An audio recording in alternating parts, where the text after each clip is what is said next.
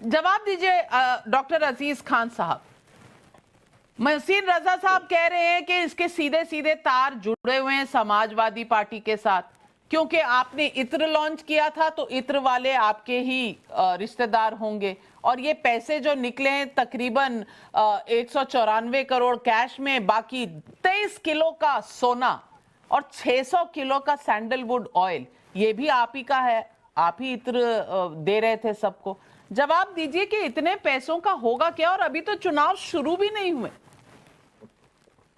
देखिए नाविका जी, अभी मोहसिन रजा साहब को मैं सुन रहा था, मैं जानना चाह रहा हूं कि 2-3 सवाल है मेरा, अभी मैं उस पर आऊंगा, पहले तो मैं थोड़ा सा देख लूं। ये जो बीजेपी जो है अपने नाकामियों का जो दुर्गंध है ये पूरे देश में फैला रही है। नाकामियों का दुर्गंध, ध्यान रहे, ये बहुत टैगलाइन है, इंपॉर्टेंट बात है भाई। 7 सालों से ये बड़ा दावा कर रहे थे साहब, काला धन, जीएसटी और ये वो सब खत्म, ये खत्म कर दिया था, तो कहां से आ गया ये भाई? अगर खत्म हो गया था, नोटबंदी की आपने, जीएसटी लागू किया, तो काला धन तो खत्म हो गया। फिर ये काला धन आया कहां से, पहला सवाल। और आपका तो उत्तर प्रदेश में सरकार है, आप तो केंद्र में भी हैं, फिर आपके राज्य में धन आया कहां से, पहला सवाल। दूसरी बात, इन्होंने कहा साहब इत्र लॉन्च किया, मैंने पहली बात मैं क्लियर कर दूं कि समाजवादी इत्र जो लॉन्च किया था वो पम्मी जैन ने लॉन्च किया, वो हमारे एमएलसी हैं, ये पीयूष जैन है।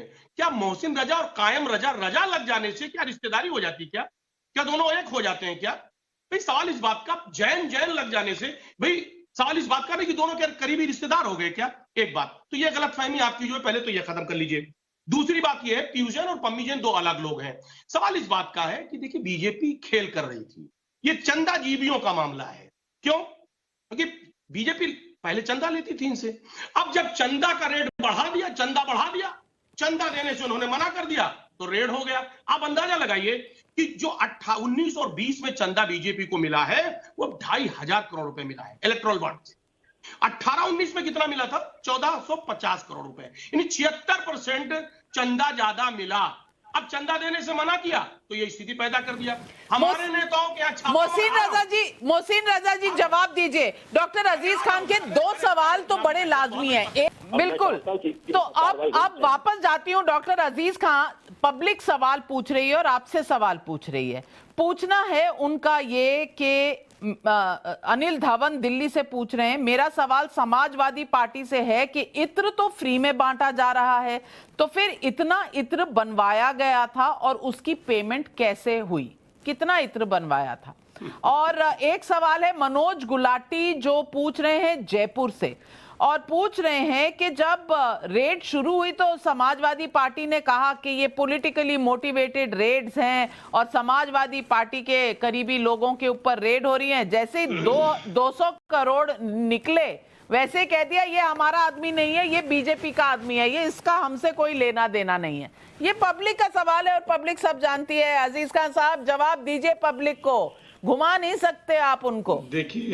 देखिए नाविका जी, आप तो चैनल की बड़ी हेड है और आपसे कुछ छिपा नहीं है, आपके आंख से कुछ बच नहीं सकता भाई। आज आपने जो बड़ा अहम सवाल किया कि सब थानों को नहीं दिखा, इंटेलिजेंस को नहीं दिखा, जाहिर सी बात है सरकार मिले होगी, सरकार जब मिली रहेगी ऐसे लोगों से तो कुछ नहीं दिखेगा। अब पकड़वाया किसने? नहीं अजीज खान साहब, अगर आप मानते हैं कि मैं बड़ी पत्रकार हूं तो कम से कम इतना तो मुझे आप दीजिए कि इतनी तो अक्ल मुझ में है कि पकड़वाने वाली भी तो सरकार है, पकड़ा भी सरकार ने है। समाजवादी पार्टी ने नहीं पकड़ा, समाजवादी पार्टी ने नहीं पकड़ा है, पकड़ा भी सरकार ने है। इसीलिए इतना आसान नहीं है ये फॉर्मूला। इतना आसान होता तो हम सब इस वक्त समझ गए होते कि किस्सा कहानी है क्या और इसके पीछे, पर्दे के पीछे कठपुतलियां नचा कौन रहा है। इसीलिए सवाल जब आप कोई भी अपोज करते हैं अजीज खान साहब तो अगला सवाल प्रीएम्प्ट कर लेना चाहिए। जी अजीज खान साहब, जी अजीज खान। देखिए नाविका जी, मुझे 10 सेकंड कम दे। देखिए कई सारे सवाल किए, इंटेलिजेंस फेल्योर, लोकल पुलिस थाने फेल्योर, जाहिर सी बात है सरकार मिली हुई है और इस पर जवाब नहीं देंगे। मैं बड़ा सारे के सारे इनको दिखेगा, सुनिए मेरी बात, ये वही एजेंसियां हैं जिनको इन्होंने बंद कर रखा हुआ था। जब इनकी सरकार थी तो इन्हें एजेंसियों को इजाजत नहीं थी कि किसी भी अपराधी पर कोई मुकदमा कायम करना। अभी बैठे हैं विक्रम सिंह जी, पूछिएगा बताएंगे। विक्रम सिंह जी उस वक्त में पुलिस के बड़े अधिकारी थे उत्तर प्रदेश में, आप उनसे पूछिएगा वो बताएंगे कि इन्होंने अधिकारियों को दबाव में रखा, कोई अधिकारी कार्रवाई नहीं कर सकता था। मोहसिन रजा साहब, आप आज ही चारों खाने चित कर देंगे, बोलने तो दीजिए अजीज खान साहब को। हाँ, देखिए एक बात नाविका जी समझिए आप, ये जवाब इनके पास नहीं है क्योंकि ये मिले हुए हैं। इनके पास ये जो भ्रष्टाचारी और कालाबाजारी के लोग हैं ना, इनके अपने लोग हैं, लेकिन इनको दिख कौन रहा? आज जब जनसैलाब उमड़ रहा है पूरे प्रदेश में समाजवादी पार्टी का, तो ये विपक्षों पर वार करते हैं, और वार करते तो 17,000 रुपए मिलता है कैश में, चाहे वो पश्चिम बंगाल में हो, महाराष्ट्र में हो, उत्तर प्रदेश में हो। इनको डर है, और जहां जहां इन्होंने वार किया विपक्षियों पे, वहां यहाँ पे मुंह को खानी पड़ी। आज ये क्या हुआ? पश्चिम बंगाल में क्या स्थिति हुई, महाराष्ट्र में क्या हुआ, राजस्थान में क्या हुआ, छत्तीसगढ़ में क्या हुआ, इवन कि आप देखिए तमिलनाडु में देखिए इन्होंने वार किया, वहां पर स्थिति क्या पैदा हुई। इनके पास जवाब नहीं है। तो फिर तो आपको खुश होना चाहिए अजीज खान साहब, फिर तो आपको खुश होना चाहिए।